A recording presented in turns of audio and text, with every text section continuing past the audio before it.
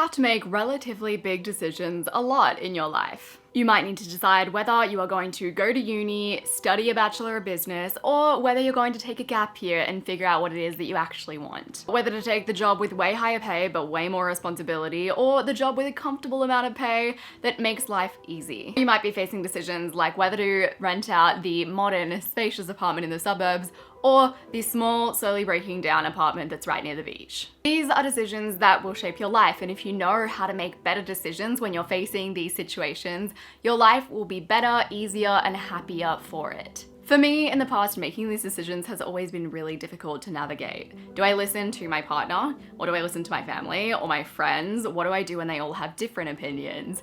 Do I write a pros and cons list? Do I listen to my gut feel, or is my gut feel just fear masked as a gut feel? Then I found a book that kind of changed my life, and now this is kind of like a Bible that I go back to every time that I need to make a decision. I revisit the lessons that I learnt within this book, and that book is Decisive by Chip and Dan Heath. This video is completely inspired by that book, and in it I want to talk about how to make better decisions. Before I dive into the art of decision making and how to make better decisions, this video is sponsored by Skillshare. Skillshare is an online learning community with thousands of courses in the creative, the business, the productivity, programs, art, all of the things. And I've actually recently released a course on Skillshare, which is all about designing your life and getting clarity and motivation. On Skillshare, you can explore new skills, deepen existing passions, and get creative. If you're in a place where you're looking for motivation, some clarity, and guidance, I'd highly recommend my course. And of course, there are other classes on Skillshare aside from mine that are also great, including classes that teach you photography, watercolor, productivity, money habits, how to animate in After Effects, creating digital portraits, and a ton more. I personally really like the creative, reflective exercises on Skillshare, so Mari Andrew is someone who I really adore watching the Skillshare classes of. I would highly recommend her courses. She has one on drawing as self-discovery, 5 ways to start. That's a really good course to accompany with my course as well, I would say. Skillshare is curated specifically for learning, meaning there are no ads. They're always launching new premium classes. Their classes are really high quality and they feature really talented human beings. So you can stay focused and you can follow wherever your creativity takes you. It's also less than $10 a month with an annual subscription.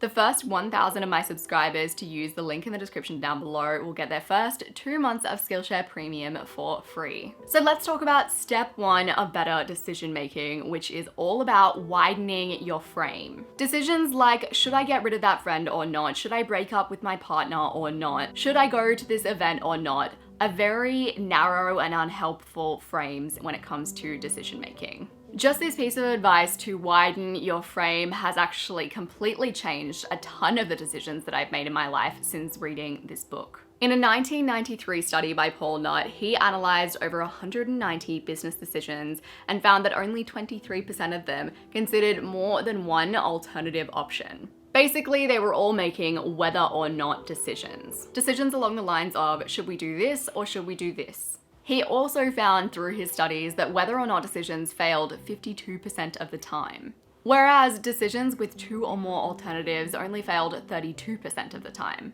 Paul believes that if you've only got 2 options, so should I go to university or should I take a gap year, you spend all of your time focusing on how can I make this work, how can I make that option work, versus what is the best option for me. A good prompt to make sure that you're widening your frame when you're making decisions is to ask yourself the vanishing options question. If the options that I'm currently considering didn't exist, what other options are there out there for me? You'll be surprised at how many alternative options you'll come up with. Step 2 of making better decisions is to reality test your assumptions. In Decisive, they point to a study of over 90 studies with 8,000 participants that found that we are more than twice as likely to favor confirming information over disconfirming information. Essentially, if you are looking to buy nootropics, you've heard about one particular type of nootropic, you think it's going to be life-changing based on all the things that you've heard, you are twice as likely to look at the 5-star reviews than you are to look at the 3-star reviews. One way to challenge your confirmation bias when you are making a decision is to ask yourself the question, what would have to be true for this option to be the best choice of all of the choices available to you? which should be more than 2 because you've widened your frame. You're essentially asking yourself, what if your least favorite options were actually the best options? What data would have to exist for that to be true?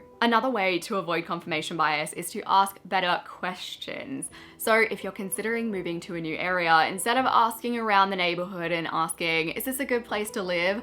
Ask disconfirming questions like, what are the worst things about living here? How many people have moved out of this street in the last few years? What are the biggest problems that you have living in this location? Ask better questions to make a more informed decision. The next way to reality test your assumptions is to trial them, and this is why 30-day trials exist, and we need to take more advantage of them. Why would you predict something when you can literally test it? So before hiring a coach, ask them if they have a longer cancellation period. That way you can trial them out and find out if they are a good fit for you before investing thousands of dollars. Instead of choosing a degree from the get-go, if you're in a privileged enough position to be able to watch someone doing that work for a period of time, to get a gauge for whether it's something that you'd even like to do that. Before you full-blown create a product, create a prototype, have people test it, use it yourself, make sure that it is something that would sell and is helpful. Step 3 of making better decisions is distancing yourself from those decisions. Distancing yourself from decisions is something I've actually talked about quite a lot, so I won't dwell on this point too much, but I'm going to give you